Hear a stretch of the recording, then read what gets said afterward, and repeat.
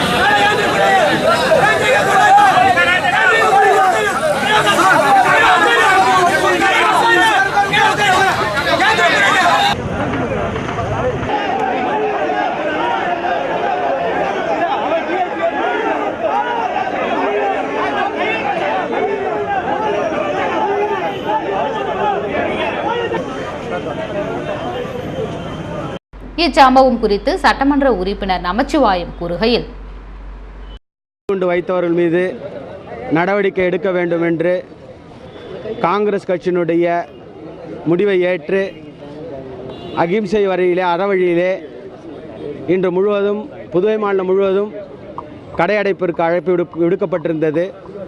அந்த அடிப்படையிலே அதை வலியுறுத்துகின்ற வகையிலே இன்றைக்கு வில்லியனூரில் ஆரம்பித்து அந்த கடையடைப்பை வலியுறுத்தி நாங்கள் மக்களிடத்திலே பிரச்சாரமாக வந்த நேரத்திலே எங்களை மரியாதைக்குரிய முன்னாள் முதலமைச்சர் வெங்கடசுப்ப ரெட்டியார் சிலை அருகிலே வீரவல்லவன் என்று சொல்லக்கூடிய அந்த காவல்துறை ஆய்வாளர் அவர்கள் எங்களை தடுத்து எங்களுடைய தொண்டர்கள் மீது தடியடி நடத்தினார்கள்.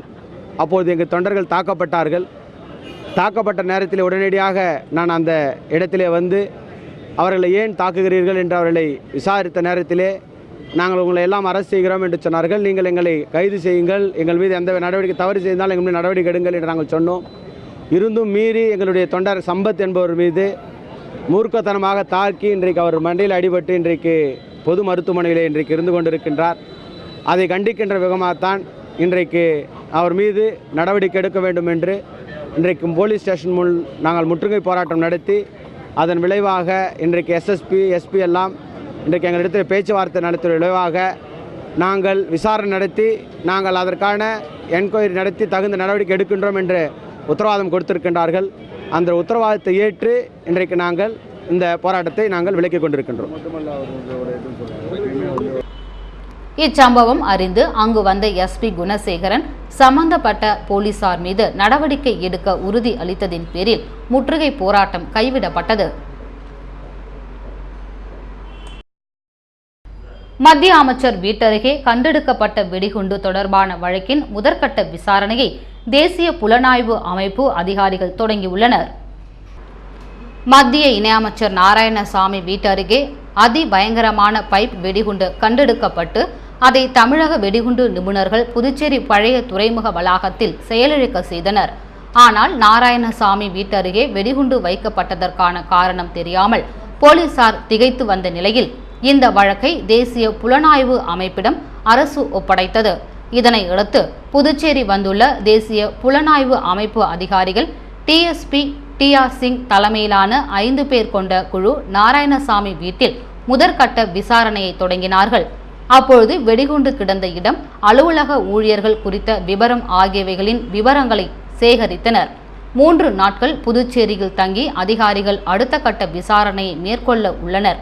மேலும் தமிழகத்தைச் சேர்ந்த கியூ பிரிவு போலீசாரும் விசாரணையை மேற்கொண்டு வருகின்றனர். தொழுநோய் வருவதற்கு முன்பே கண்டறிந்து விரைந்து சிகிச்சை அளிக்கும் முறை அவசியம் தேவை என துணைநிலை ஆளுநர் வீரேந்திர கட்டாரியா வலியுறுத்தியுள்ளார். புதுச்சேரியில் தொழுநோயாளிகளுக்கு மருத்துவ உதவிகளை வழங்கும் செர்த் இந்தியா தொண்டு நிறுவனம் சார்பில் உலக தொழுநோய் தினம் கடைபிடிக்கப்பட்டது. இவ்விழாவில் சிறப்பு விருந்தினராக புதுச்சேரி துணைநிலை ஆளுநர் வீரேந்திர கட்டாரியா பங்கேற்றார். இவர் தொழுநோயால் பாதிக்கப்பட்ட 7 மாணவர்கள் மற்றும் 128 பேரின் குழந்தைகளுக்கு கல்வி உதவித்தொகையாக 4 லட்சம் ரூபாயை ஸ்பெயின் நாட்டின் ஜால் தொண்டு நிறுவனம் சார்பில் வழங்கினார். மேலும் 14 ஆண்டுகளாக செர்த் இந்தியா நிறுவனம் வழங்கும் கல்வி உதவித்தொகை திட்டத்தின் கீழ் பொறியியல், மருத்துவம், செவிலியர், ஆசிரியர் மற்றும் MBBA படிக்கும் மாணவ மாணவியரை துணைநிலை ஆளுநர் வாழ்த்தினார். பின்னர் அவர் பேசுகையில், உலகத்தின் மிக பழமையான மற்றும் கொடிய நோயாக தொழுநோய் கருதப்படுகிறது. இந்நோயால் பாதிக்கப்படுபவர்கள் வேலையை இழந்து சமூக அந்தஸ்தையும் இழந்து வாடுவதால் அவர்களுக்கு மறுவாழ்வு அளிக்க தொண்டு நிறுவனங்கள் முன்வர வேண்டும் என்று கேட்டுக்கொண்டார். இந்நோய் வருவதற்கு முன்பே கண்டறிந்து விரைந்து சிகிச்சை அளிக்கவும், இந்நோயால் பாதிக்கப்பட்டவர்களுக்கு முதற்கட்டத்திலேயே அறுவை சிகிச்சை மற்றும் முட நீக்கியல் சிகிச்சை அளித்து பெரிய பாதிப்பில் இருந்து காப்பாற்ற வேண்டும் என்றும் துணைநிலை ஆளுநர் வீரேந்திர கட்டாரியா அழைப்பு விடுத்தார். நிகழ்ச்சியில் தலைவர் டாக்டர் மோகன் செரா பெரஸ் லிபே, செர்த் இந்திய நிறுவன தலைவர் ஆல்வா, இயக்குனர் டாக்டர் பாலசுப்ரமணியன், ஜால் நிறுவன இந்திய பிரதிநிதி ஆனந்த் உட்பட பலர் கலந்து கொண்டனர். சத்தியாலயம் பள்ளியின் 36வது ஆண்டு விழாவை முன்னிட்டு பல்வேறு போட்டிகளில் வெற்றி பெற்ற மாணவர்களுக்கு பள்ளி கல்வித்துறை இயக்குனர் வல்லவன் பரிசுகள் வழங்கினார். சத்தியாலயம் பள்ளியில் 36வது ஆண்டு விழா வெகு சிறப்பாக கொண்டாடப்பட்டது. பள்ளி அறங்காவலர் குழு தலைவர் சிவராம் ஆல்வா மற்றும் அறங்காவலர் குழு உறுப்பினர் நாராயணசாமி ஆகியோர் தலைமை தாங்கினர். விழாவில் பல்வேறு கலை நிகழ்ச்சிகள் நடைபெற்றன. விழாவிற்கு சிறப்பு விருந்தினராக பள்ளி கல்வித்துறை இயக்குனர் வல்லவன் மற்றும் ஜால் அமைப்பின் தலைவர் டாக்டர் மோகன் செரேட் பெரேஸ் ஆகியோர் கலந்து கொண்டு போட்டிகளில் வெற்றி பெற்றவர்களுக்கு பரிசுகள் வழங்கினர். இதனை அடுத்து பெற்றோர்களுக்கு விளையாட்டுப் போட்டிகள் நடத்தப்பட்டு பரிசுகள் வழங்கப்பட்டது. பள்ளியில் முன்னாள் பயின்ற மாணவர்களுக்கு உதவித்தொகையும் வழங்கப்பட்டது. இதனிடையே சிறுவர் இலக்கிய இயக்கம் சார்பில் 33ஆம் ஆண்டு சிறுவர் இலக்கிய சந்திப்பு நிகழ்ச்சி நடைபெற்றது. ஜவஹர் வித்யா நிகேதன் உயர்நிலை பள்ளியில் நடைபெற்ற இந்நிகழ்ச்சியில் இயக்க அமைப்பாளர் பாரதி வானர் சிவா நோக்க உரை ஆற்றினார்கள். சிறுகதை எழுத்தாளர் ராஜேஸ்வரி சிவா, நல்லாசிரியர் பாவலர் ஆறுமுகம் ஆகியோர் சிறுவர்களை நெறிப்படுத்தினார்கள். சிறுவர்கள் அச்சமின்றி மேடை ஏறி தன் திறனை வெளிப்படுத்த இந்நிகழ்ச்சி நடத்தப்பட்டது. இதில் கதை சொல்லுதல், இலக்கிய காட்சிகளில் நடித்து காட்டுதல், பாடல் பாடுதல் ஆகிய நிகழ்ச்சிகள் 75 மாணவ மாணவிகள் பங்கேற்று தங்கள் திறனை வெளிப்படுத்தினார்கள்.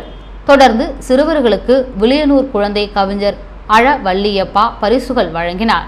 நிகழ்ச்சியில் சிவராஜ் பள்ளி நிர்வாகி அஞ்சாலாட்சி, பொறுப்பாசிரியை குப்பம்மாள் மற்றும் மாணவ மாணவிகள் கலந்து கொண்டனர்.